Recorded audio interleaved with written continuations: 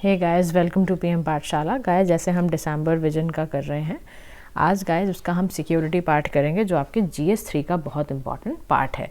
तो गाइस आज इसका सबसे पहले टॉपिक है, that is anti maritime piracy bill.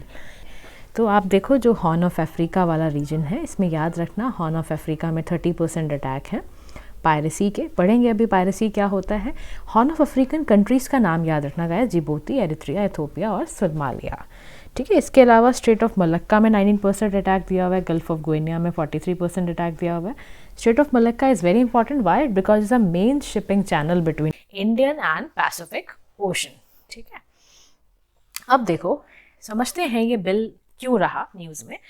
तो री इंट्रोड्यूस किया गया है एंटी मैरीटाइम पायरेसी बिल को। किसके थ्रू? रिकमेंडेशन आया स्टैंडिंग कमेटी का, जो कि पास हुआ दोनों पार्लियामेंट हाउसेस में। अब इस बिल के हाइलाइट्स क्या है, उससे पहले आपको पता होना चाहिए पायरेसी क्या होती है। तो पायरेसी मतलब कोई भी इलीगल एक्ट, वायलेंस, अगर आप प्राइवेट एंड से कर रहे हो किसी पर्सन या किसी क्रू मेंबर पर, या कोई भी प्राइवेट शिप के थ्रू कर रहे हो हाई सी के अगेंस्ट अनदर शिप, है ना, प्रॉपर्टी या किसी चीज़ को हैम्पर करने के लिए। तो यानी कि जो भी समुद्री जहाज़ों पर आप अटैक करते हो उसको हम पायरेसी कहते हैं। रीज़न कुछ भी हो सकता है, इंफॉर्मेशन लीक करना, ऑब्जेक्ट्स को, है ना, स्टीलिंग करना, ये सारी चीज़ें इसके अंदर आती हैं। तो वो पायरेसी होता है। यानी कि आप ना इंटेंशनली वॉलंटरी पार्टिसिपेशन जब आप करते हो पायरेट शिप और एयरक्राफ्ट का, वो सब क्या आता है, वो सब का सब आपका पायरेसी के अंडर आता है। अच्छा, अगर मान लो कोई बंदा पकड़ा जाता है अटेम्प्ट करते हुए, गिल्टी पाया जाता है पायरेसी या अटेम्प्टिंग पायरेसी, दोनों केसेस में क्या होगा? सेंटेंस्ड होगा टू आइदर इम्प्रिजनमेंट और imprisonment for life in prison और फाइन और डेथ पेनल्टी। इन तीनों में से कुछ भी आपको पनिशमेंट मिल सकता है। एप्लीकेबल रीजंस क्या है देखो इसके। तो जो बिल ने अप्लाई करा है टू ऑन हाई सीज, विच जहाँ पर आपका एक्सक्लूसिव इकोनॉमिक जोन है या water beyond the jurisdiction of any other state है, तो वहाँ पर रीजन्स में ये बिल अप्लाई होगा। इंक्लूजन किया गया है हाई सीज का एज एन एप्लीकेबल रीजन, क्योंकि रिकमेंड किया था ये स्टैंडिंग कमेटी ने, तो उनकी रिकमेंडेशन को माना गया है। पायरेसी एक्सट्रेडिटेबल ऑफेंस है, यानी कि accuse can be transfer to any country. समझो एक्सट्रेडिशन क्या होता है। एक्सट्रेडिशन का मतलब, मान लो इंडिया का कोई क्रिमिनल अभी यूके में बैठा हुआ है, ठीक है, तो इंडियन गवर्नमेंट कह रही है कि in order to proceed the trial, ठीक है, उसको हम वापस आप प्लीज भेज दीजिए ताकि फिर हम उसका यहाँ पर इंडिया में ट्रायल ले पाए। तो पायरेसी एक तरह का क्या है? एक्सट्रेडिटेबल ऑफेंस है, यानी कि इंडिया ने भी एक्सट्रेडिशन ट्रीटी साइन की हुई है, तो कोई भी एक्यूज्ड ट्रांसफर किया जा सकता है कंट्री में, in any country for prosecution. क्योंकि अगर ऐसी ट्रीटी नहीं होगी तो offences will be acceptable on the basis of reciprocity, है ना, बिटवीन कंट्रीज। इसीलिए ये बनाना पड़ा और बिल में ये चीज डाली गई है। क्या इसके कोई डेजिग्नेटेड कोर्ट्स हैं जहां ये सुनवाइयां होती हैं? तो हाँ जी, सेंट्रल गवर्नमेंट ने चीफ जस्टिस के साथ कंसर्न करके, कंसर्न हाई कोर्ट्स के साथ करके स्पेसिफाई करा इनके लिए डेजिग्नेटेड कोर्ट, ताकि इनके स्पीडी ट्रायल्स हो सकें पायरेसी के जो भी ऑफेंसेस होते हैं। क्या ऑथराइज पर्सनल भी है? हाँ जी, ओनली ऑथराइज पर्सनल्स हैं वही अलाउड है arrest and seizure of the pirate ships को करने के लिए। क्या सीज प्रॉपर्टी को डिस्पोज किया जाता है? तो कमेटी ने रिकमेंड किया था, there was a need of creating an appropriate agency जो सीज प्रॉपर्टी के डील करे। नाउ द शिप और property seize will be dispose of only by a court order के किया जाता है। ये लाइन याद रखना। अच्छा, क्या इससे रिलेटेड कंसर्न्स हैं? उससे पहले गाइज ये समझ लो, एंटी पायरेसी बिल की इंडिया को ज़रूरत क्यों थी? क्यों ज़रूरत है? उसके लिए ज़रूरी था क्योंकि इंडिया ना United Nations convention on law of seas का सिग्नेटरी है। तो क्या एक्सपेक्ट किया जाता है इंडिया से? कि वो कोऑपरेट करेगा, कि अगर कुछ मिने पायरेसी के रिलेटेड कुछ इशू आता है तो वो उस मामले में कोऑपरेट करेगा। और ये गल्फ जो आपका एडेन, गल्फ ऑफ एडेन है, वहाँ जो मेजर गेटवे है आपका Asia, Europe and east coast of Africa, guys please याद रखो कौन सी लोकेशन कहाँ पर है, किसकी क्या इंपॉर्टेंस है। वहाँ ये पायरेसी जैसी प्रॉब्लम्स बढ़ रही थी। तो India does not have a specific law और प्रोविजन, तो इसीलिए हमें ज़रूरत था कि लीगल इंस्ट्रूमेंट के थ्रू हम पायरेसी को एज अ होल कॉम्बैट करें, इसलिए हमने ये सेक्शन डाला है। ठीक है। इसके बाद लेकिन क्या बिल में कुछ कंसर्न्स हैं? तो कंसर्न है डेथ पेनल्टी का। ये कह रहा है जो आपने प्रोविजन डाला डेथ पेनल्टी का as punishment for an act of attempt of piracy, is against the Supreme Court directive of rarest of rare case. क्यों? क्योंकि इसमें क्या करेगा, ये हमारा आर्टिकल 14 एंड आर्टिकल 21 वायलेट करेगा। तो सबसे पहली बात ये कही गई है कि जो आपने डेथ पेनल्टी का प्रोविजन डाला है वो आपका आर्टिकल 14 और आर्टिकल 21 को वायलेट कर रहा है। सेकेंड, इसमें कंसर्न है there is a lack of clarity कि कौन सा act would amount to helping in piracy. Clarity over the which what act would amount to helping in piracy. कोई एक्ट में ऐसा लिखा नहीं हुआ है कि how such a person would be treated. Define कैसे किया जाए वो क्लियरली मेंशन नहीं है। ओवरलैपिंग सर्कमस्टांसेस जो दिखाए गए हैं, कैसे कमिट करा, participation, but the bill has provided with different years of imprisonment for both, है ना। दोनों का पार्टिसिपेशन अलग अलग होता था, किसी ने कमिट किया, किसी ने पार्टिसिपेट करा, तो बिल में अलग अलग इम्प्रिजनमेंट थे, तो इसके ऊपर थोड़ा सा ओवरलैपिंग लगा। और एक्सट्रेडिशन डिफिकल्टीज भी हैं। कैसे? Bill provide for presumption of a guilt of accuse in case of certain condition अगर सेटिस्फाई कर दी जाती है। कहा जा रहा है कि अगर एक्यूज एक्सट्रेडिट किया जा रहा है from a third country, that country will not ready to extradite an accuse who is already proven to be guilty. ठीक है, क्योंकि यहाँ पर क्या करा जा रहा है, bill provides for presumption of guilts, presume करा जा रहा है accuse in case of certain conditions अगर सेटिस्फाई कर दी जाए तो। उसके बाद साइबर अटैक्स की दिक्कत। बिल इस मामले पे बिल्कुल साइलेंट रहा कि अगर जो पोटेंशियल साइबर अटैक हो जाता है तो उस पर क्या करेगा बिल, इस पर रिलेटेड कोई भी इंफॉर्मेशन नहीं दी गई है। तो कौन कौन से मेजर्स लिए जाने चाहिए to deal with piracy at sea, इसमें कुछ दिया हुआ है गाइस कि सिंस 2008 हमने एक नेवल एस्कॉर्ट प्रोवाइड किया है इंडियन नेवल शिप्स को, ताकि वो जो वेसल्स इंडियन ओरिजिन के हों, other countries the gulf of Aden, वो साफ साफ दिखेगा, है ना, तो फिर पता चल जाएगा वो इंडियन ओरिजिनेटेड है। कंटिजेंसी प्लान्स बनाने की ज़रूरत है। National maritime domain awareness project हमने बनाया, ऐसे तमाम चीज़ें हमने की हुई हैं। अच्छा, कंक्लूडिंग लाइन पे ये बोला गया कि इंश्योरिंग मैरीटाइम सिक्योरिटी बहुत ज़रूरी है इंडिया की सिक्योरिटी, इकोनॉमिक वेलबींग के लिए।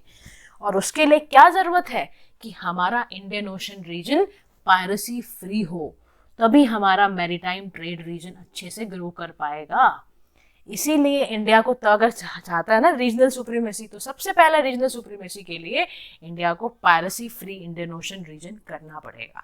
अच्छा, एक ना इंस्टीट्यूशन आया था यूएन क्लॉज, जिसे हम United Nations convention of the law of the sea कहते हैं, ध्यान रखना। यूएनएससी ने रिकॉग्नाइज किया था पायरेसी को क्राइम, ठीक है, और इसी के कन्वेंशन के अंडर आता है फॉर सिग्नेचर, जब से ये दिसंबर 10, 1982 से जमाइका में आया था और इंडिया ने 1982 में अडॉप्ट किया था, रेटिफाई भी किया था। ठीक है, इसका काम क्या होता है इस बॉडी का, ये रूल्स बनाता है टू गवर्न द ओशन और उसके रिसोर्सेज को कैसे यूज़ करना है। तो यानी कि सारे एस्पेक्ट को गवर्न करता है ये, ocean space, environment control, marine scientific research. Now the second topic which is coming here, that is smuggling and the counterfeiting, why it is in news, है ना। तो economic advisory council to the prime minister EAC-PM ने एक working paper को title किया जिसका नाम था smuggling and counterfeiting a relook at strategies, recently release करा गया उसको। अब ये पेपर क्यों आया, इससे पहले आप समझो स्मगलिंग और काउंटरफिटिंग क्या होता है। तो स्मगलिंग का मतलब वर्ल्ड कस्टम ऑर्गेनाइजेशन में बताया गया है कि जो कस्टम ऑफेंसेस होते हैं ना, यानी कि आपने गुड्स की मूवमेंट कराई अक्रॉस अ कस्टम फ्रंटियर, लेकिन सीक्रेट मैनर में आपने सारे के सारे कस्टम कंट्रोल्स को इवेड किया, और ये कहाँ रेगुलेट होता है, बाय द कस्टम एक्ट 1962। समझ रहे हो आप, चीज़ों को स्मगल करना, कोई भी स्मगलिंग में किसी भी तरह का चीज़ आ सकती है, ऑब्जेक्ट्स आ सकता है, इन्फॉर्मेशन स्मगल करी हो आपने, दूसरी कंट्री तक पहुंचा दी, है ना, जो कि एक सिक्रेटिव मैनर में की गई है, लॉस को तोड़ा आपने। तो ऐसे में अगर आप कोई भी इंफॉर्मेशन, कोई गुड्स, आपने बहुत मूवीज़ में भी देखा होगा कि कैसे किस तरह से स्मगलिंग करी जाती है, और मैं अभी आपको बताने भी जा रही हूँ।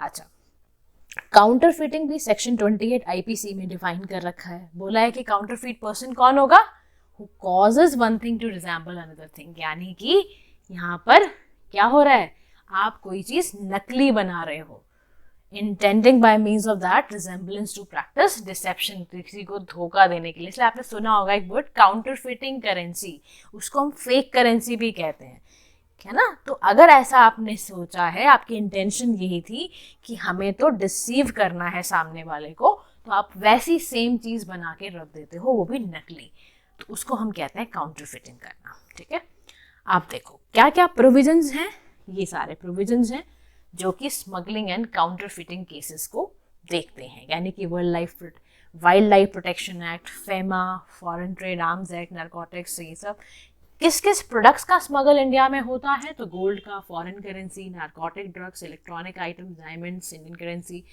लाइक दैट, है ना। मेजर सेक्टर जो सबसे ज़्यादा काउंटरफीट में अफेक्ट होते हैं वो होता है ड्रग्स, फेक ड्रग्स बनाए जाते हैं। ऑटोमोबाइल्स सेक्टर में बहुत यूज़ होता है। कह रहा है कि demand for counterfeit fake auto parts बहुत हाई है, क्योंकि वो 20 से 30% लेस देन प्राइस पे मिल जाता है। सॉफ्टवेयर्स में चोरी की, मतलब काउंटरफिटिंग की जाती है। अब इसका इफेक्ट क्या पड़ता है स्मगलिंग एंड काउंटरफिटिंग का? देखो, अगर आपकी कंट्री में स्मगलिंग एंड काउंटरफिटिंग ज़्यादा हो रही है, कल को आप भी किसी जगह के डिस्ट्रिक्ट कलेक्टर होते हो, मैजिस्ट्रेट होते हो, डीएम होते हो, और आपके किसी डिस्ट्रिक्ट में अगर स्मगलिंग काउंटरफिटिंग का इशू आ रहा है, तो उसका इफेक्ट समझो, देखो क्या क्या होगा। Loss to Indian economy. As per FICCI report, counterfeiting and smuggling का वजह से इंडियन इकोनॉमी को जो 17-18 में धक्का पहुंचा था ना, 1.17 लाख करोड़ का था। 5 की इंडस्ट्रीज में से ही, textile, tobacco, readymade garments, electronic, capital goods and all. तो सबसे बड़ा प्रॉब्लम। उसके बाद एडिशनल कॉस्ट इनकर होती है। कैसे? आप इम्प्लीमेंट करोगे anti counterfeiting measures, crime prevention, detection, तो इससे क्या होगा? डिटरेंस मेजर्स वगैरह लोगे, पुलिस रेड लगाओगे, एग्जीक्यूशन करोगे, मास पब्लिक अवेयरनेस कैंपेन का, कस्टम सीजर्स का, तो कितना एडिशनल कॉस्ट लगेगी ना। आपके सारे रिसोर्सेज, और गवर्नमेंट के रिसोर्सेज बड़े लिमिटेड होते हैं, उनको स्ट्रेन लगेगा। उसके बाद loss of tax revenue, direct impact आपके वेलफेयर स्पेंडिंग पे पड़ेगा। जो पैसा आपको खर्च करना था हेल्थ केयर में, एजुकेशन सेक्टर में, क्लेanलीनेस, हाइजीन पे, पब्लिक टॉयलेट्स में और दूसरी फैसिलिटीज़ में, वेलफेयर के लिए, वो आपका कहाँ जा रहा है? आप पुलिस रेड में लगा रहे हो, कस्टम सीजर्स में लगा रहे हो, पब्लिक अवेयरनेस कैंपेन्स कर रहे हो, तमाम चीज़ें कर रहे हो। उसके बाद loss of job and businesses. आप सोचो, प्रिवेंशन करने के लिए 2019 की फिक्की की रिपोर्ट क्या बोला गया कि प्रिवेंशन ऑफ स्मगलिंग इन की 5 इंडस्ट्रीज की वजह से एम्प्लॉयमेंट इंक्रीज होती थी, यानी कि 16.36 लाख जॉब मिलती थी, वो लॉस हुआ। इन्वायरमेंट को हार्म करता है, नेचुरल रिसोर्सेज को आप ड्रॉ करते हो, काउंटरफिटर्स रेगुलरली फॉलो सेफ्टी रूल्स, तो वो करते ही नहीं है। डिस्पोज वेस्ट भी ठीक से नहीं करते, क्वालिटी ऑफ मटेरियल भी गंदा यूज़ करते हैं। तो आप जो फैसिलिटीज़ फॉर सेफ कंटेनमेंट, ये सब जो बातें करते हो, काउंटरफिटिंग में सब नहीं होगा, डिस्ट्रक्शन होगा इन चीज़ों का। हेल्थ इश्यूज़ की दिक्कत है, इकोनॉमिकली वीकर सेक्शन के लिए कितना बड़ा दिक्कत है। वो सब स्टैंडर्ड एक्सपायर्ड हैजार्डस गुड्स खरीदेंगे, किसको असर पड़ेगा? उन्हीं का ना। कि इलिसिट ट्रेड आपका अगर इसका होता जा रहा है, तो वो तो जनरेट करेगा profit, which most of is go back to the crime syndicates. तो यानी कि क्राइम का बदला क्राइम, क्राइम का बदला क्राइम, ऐसा हो जाता है यहाँ पर। अच्छा, क्या तरीका अपनाएं? तो मैंने आपको कहा है प्रॉब्लम ही सोल्यूशन होता है। तो वे फॉरवर्ड में क्या करना? काउंटर करने की ज़रूरत है इंटरनल डिमांड, यानी कि इंटरनल डोमेस्टिक डिमांड किसी प्रोडक्ट की कितनी है उसको रेगुलेट करा जाए। It's important to regulate places जहाँ पर ब्रीडिंग ग्राउंड है लीगल गुड्स का, प्रोलिफरेट कर रहा है, ताकि काउंटर कर पाओ ऐसी मार्केट्स को कि वो वर्स्ट ना हो जाए। एक इंस्टीट्यूशन बनाओ फॉर ड्रग्स के लिए, जैसे आपने नारकोटिक्स कंट्रोल ब्यूरो बनाया हुआ है, फ्लाइंग स्क्वाड ऑफ कस्टम बनाया हुआ है, पुलिस है, वो चेक करे drug use in hotels and restaurant में हो रहा है कि नहीं होता। Public official, international governmental organisation, सबका इस्तेमाल कोलैबोरेटिव तरीके से करो ताकि जो इम्पैक्ट पड़ रहे हैं वो कम हो। कॉम्प्रिहेंसिव लॉ बनाना है, पॉलिसीज बनानी है काउंटरफीट गुड्स की, बहुत ज़रूरत है। एक यूनिफॉर्म लीगल स्ट्रक्चर हो जो डेडिकेटेड रिड्रेसल स्ट्रक्चर हो, टाइम बाउंड डिस्पोजल सेटअप हो, जिसको काउंटरफिटिंग डायरेक्टली चेक कर पाए, रेवेन्यू प्रॉफिटेबिलिटी कंपनी का कितना है, कैपेसिटी इन्हांसमेंट चेक कर पाए, कौन कौन से एरिया पे एक्सपर्ट है, क्या है, वो सब देख पाए। Accountant presence of counterfeit and fake products, robust know how counterfeit को एड्रेस करने के लिए डेवलप करें safe guard standards, accreditation mechanism for the third party, blacklist करो ऑफेंडर्स को, ईजिली एक्सेसिबल डेटाबेस ऐसा सिस्टम बनाओ, जीरो टॉलरेंस पॉलिसी, यानी कि कोई भी ऐसा ऑफेंसेस करता है वह सर्टेन गुड्स में दिखे जो कि एक्सट्रीमली हार्मफुल है नेशनल सिक्योरिटी में, arms and ammunition, drugs, nuclear, तो बस आप जीरो टॉलरेंस पॉलिसी यहाँ लगा दो। इन सब चीज़ों से क्या होगा, आपका स्मगलिंग एंड काउंटरफीटिंग से आप बच पाओगे। As next topic will be the lone wolf terrorism। अब देखो ये न्यूज़ में क्यों रहा, होता क्या है, ये सब हम जानेंगे इस टॉपिक के थ्रू। तो एक्सपर्ट्स ने ना कुछ न्यूज़ रेज करा about the growing threat of lone wolf terrorism in India. ठीक है, समझो होता क्या है। वायलेंट टेरर अटैक है, कोई भी एक्सट्रीमिस्ट इंडिविजुअल होगा, उसके रेडिकलाइज्ड बिलीफ होंगे और जो उसके एक्शंस होंगे वो डेफिनेटली किसी ना किसी स्पेसिफिक टेररिस्ट ऑर्गेनाइजेशन आइडियोलॉजी से इन्फ्लुएंस हुए होंगे, इंस्पायर हुए होंगे, जिसके चलते वो एक ऐसा सोशल एटमॉस्फेयर क्रिएट करता है, ठीक है। And they are different in nature from, ये ऑर्गेनाइज्ड और नेटवर्क टेरर अटैक से डिफरेंट होते हैं। लाइक जैसे आपने यूएस का 9/11 अटैक देखा, मुंबई टेरर अटैक 26/11 देखा, उनसे डिफरेंट होते हैं। सेवरल ईयर्स ये लोग प्लानिंग करते हैं, कम्युनिकेशन करते हैं, मनी ट्रांसफर करते हैं, स्मॉल स्केल पे अटैक करना शुरू करते हैं, क्योंकि ईजी है ना कैरी करना विद नो असिस्टेंट। ये ऐसे शुरू करते हैं, ranging from threatening and intimidating people to discriminate, shooting करना, व्हीकल रैमिंग करना, स्टैब करना, सुसाइड बॉम्बिंग कराना।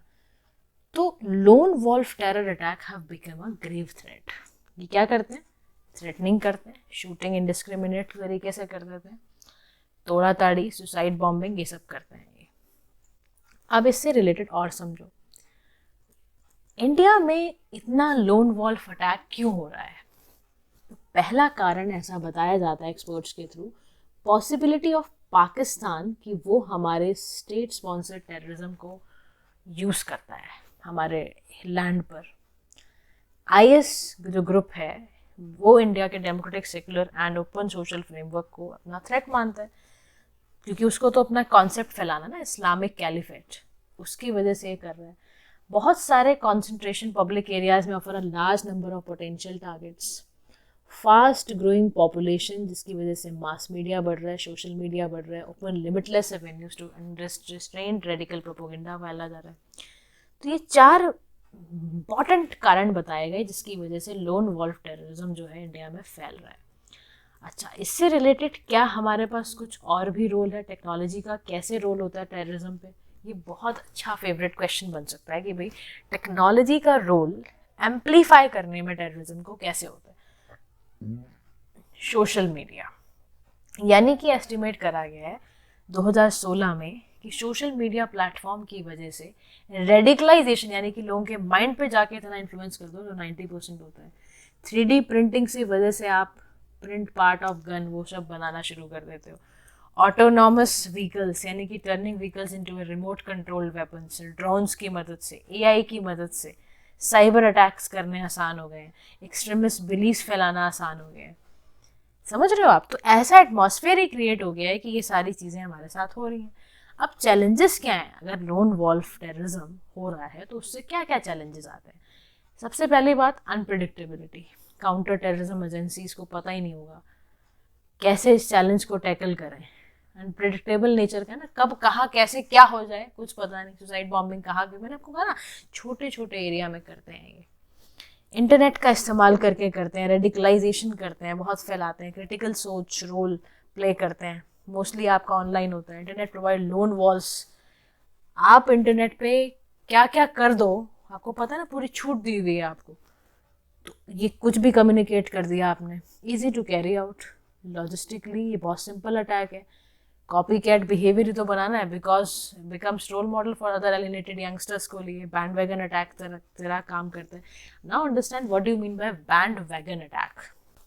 इसमें आप क्या करते हो ना, रेफरेंस दे के बनाते हो, एक बैंड बना देते हो किसी चीज़ का, ठीक है। बैंड वैगन का मतलब समझते हो ना आप? एक एक्टिविटी करना, एक ग्रुप चलाना, एक मूवमेंट चलाना और लोगों को इन्फ्लुएंस करना, ठीक है, ताकि वो भी कॉपी कैट बन पाएँ।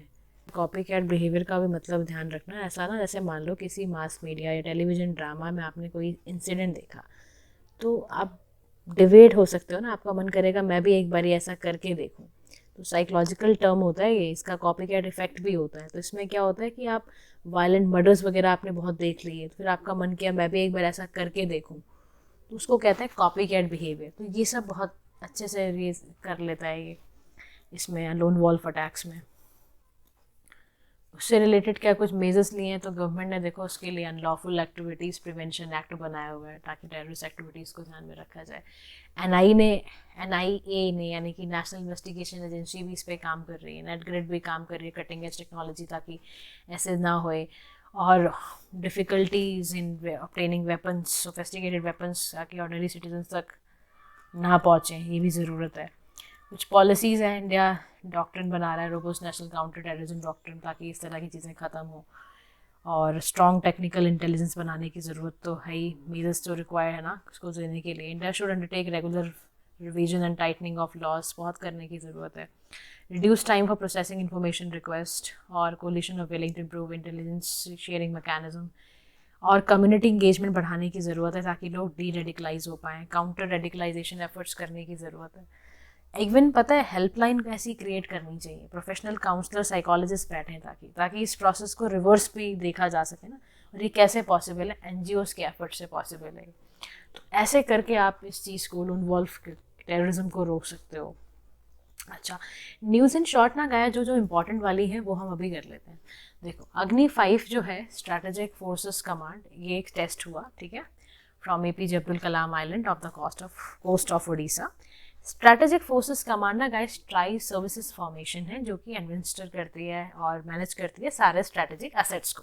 किसके अंडर आती है? न्यूक्लियर कमांड अथॉरिटी के। न्यूक्लियर कमांड अथॉरिटी क्या है? 2 काउंसिल है, 1 पॉलिटिकल है जो कि पीएम हेड करता है, 2 एग्जीक्यूटिव होते हैं जो कि headed by NSA, national security advisor. Agni 5 याद रखना, nuclear capable advance surface to surface यानी कि surface to surface ballistic missile है, ठीक है। कौन डेवलप कर रहा है? इंडिजिनियसली डेवलप है by DRDO under the integrated guided missile development programme. 5 missiles होते हैं, पृथ्वी, अग्नि, त्रिशूल, नाग, आकाश, ऐसे अग्नि 5 बनाया गया है। 3 स्टेज सॉलिड फ्यूल इंजन है। क्रिशुअल है इंडिया के रेफरेंस में क्योंकि अग्नि 5 एंड 3500 रेंज है ना, K4 न्यूक्लियर सबमराइन लॉन्च किया गया है, तो इंडिया का न्यूक्लियर ट्राइड बन रहा है और ये इन लाइन विद इंडिया का जो minimum credible deterrent nuclear doctrine है उस लाइन पे बनाया गया है, जो ये हाईलाइट करता है नो फर्स्ट यूज, ठीक है। तो आपको याद रखना इंडिया का न्यूक्लियर डॉक्ट्रिन क्या है? No first use. तो ये है इसमें। ब्रह्मोस में समझ लो इंडिया का एयरफोर्स सक्सेसफुली हुआ, एक्सटेंड रेंज कर रहे हैं वर्जन ऑफ ब्रह्मोस की, और ये जॉइंट वेंचर था इंडिया रशिया का। नाम कैसे पड़ा ब्रह्मोस का? ब्रह्मपुत्रा रिवर हमारी और मॉस्कोवा रिवर रशिया की। ये कहीं से भी लॉन्च हो सकता है ब्रह्मोस, लैंड, एयर, सी, अंडर वाटर। इसका जो ओरिजिनली कैप्ड है वो 290 किलोमीटर है एज पर MTCR। MTCR is a missile technology control regime obligations के थ्रू। इंडिया के एंट्री MTCR में it was decided to extend range 450 से 600 था, लेटर स्टेज को बढ़ाया गया था। स्कॉर्पियन क्लास सबमराइन्स हैं गाइज, ये भी इंडिजिनसली डेवलप हुआ under project 75 by Mazagon dock ship builders, और ये 5th स्कॉर्पियन सबमराइन को डिलीवर कर रहा है टू नेवी, रिसेंटली करा इन्होंने। इसके अलावा 5 और हैं, वो भी याद रखना, कलवेरी, खंडेरी, करण, जुवेला और बख्शीर, कैपेबल है operating a wide range of naval combat करने के लिए। और INS मोर्मुगो याद रखना, कमीशन किया गया था इंडियन नेवी के थ्रू, 2nd वॉरशिप है, P-15 का स्टेल्थ वाली, सर्फेस टू एयर मिसाइल है, can fight under nuclear, biological and chemical warfare conditions में। 4 पावरफुल इसमें गैस टर्बाइंस होते हैं, 30 नॉट्स की स्पीड्स को अचीव कर सकती है। मराइन कमांडो फोर्स है, ये इंडियन नेवी हिस्टोरिक मूव है, मराइन कमांडो फोर्स, क्योंकि इंडियन नेवी ने अलाउ किया वुमेन को कि वो भी स्पेशल फोर्सेस में ऑप्ट कर सकती हैं, तो women now can choose marine commandos भी बन सकते हैं अगर वो एलिजिबिलिटी क्राइटेरिया जो भी इंडियन नेवी ने डिस्क्राइब कर रखा है वो अगर मीट करती हैं तो दे कैन कम। और it will be available, sellers को भी मिलता है, फीमेल ऑफिसर्स को भी मिलेगा। तो मार्कोस कवरेज हुआ था 1987 में, ठीक है। इस एक्सक्लूसिविटी कहाँ पर है कि ये कॉम्पिटेंट रखते हैं तीनों मीडियम्स में काम करने को, सी, एयर एंड लैंड। अचीवमेंट है कुछ मार्कोस की, हाँ जी, ऑपरेशन पवन में इनकी अचीवमेंट थी 1987, ऑपरेशन कैक्टस 1988, ऑपरेशन रक्षक 1995, ऑपरेशन ब्लैक टोरंटो 2008, ध्यान रखना। अच्छा, कुछ ना एक्सरसाइजेज गिवन है, जैसे काजिन, तो यार नाम से समझ में आ रहा होगा, 2022 में हुई इंडिया और कजाकिस्तान की जॉइंट ट्रेनिंग एक्सरसाइज थी, और ये इंस्टीट्यूट कब किया गया था? 2016 में एज एक्सरसाइज प्रबल दोस्त्याग, और रीनेम किया गया है इसको एक्स काजिन इन 2018 में, ठीक है। सूर्य किरण आप जानते हो इंडिया और नेपाल के बीच में होती है जॉइंट ट्रेनिंग एक्सरसाइज। अग्नि वॉरियर इंडियन आर्मी और सिंगापुर के बीच की बायलैटरल एक्सरसाइज है। कॉर्पेट यानी कोऑर्डिनेटेड पेट्रोल किसके बीच की बात है? इंडियन नेवी कंडक्ट करता है CORPAT several countries Indian Ocean region की है। रिसेंटली ऐसी एक्सरसाइज कंडक्ट की गई थी इंडोनेशियन नेवी के साथ। CCTNS गाइस लास्ट न्यूज़ है, that is your crime and criminal tracking network system, यानी कि हरियाणा पुलिस को अवार्ड मिला है फर्स्ट रैंक, किसमें? एज अ स्टेट पुलिस की उन्होंने CCTNS यानी कि crime and criminal tracking network system को इम्प्लीमेंट करा है। ये एक मिशन मोड ऑब्जेक्ट है नेशनल ई-गवर्नेंस प्लान का, कॉम्प्रिहेंसिव इंटीग्रेटेड सिस्टम है ताकि एफिशिएंसी बढ़ाई जा सके, प्रिंसिपल ऑफ ई-गवर्नेंस को इम्प्लीमेंट करा गया है, 99% पुलिस स्टेशन पे लगाया गया है, 100% FIR रजिस्टर्ड होती है CCTNS में, और it was approve by cabinet committee on economic affairs in 2009. So guys, this is all about our security portion. Other sections we'll do in the next class. Thank you.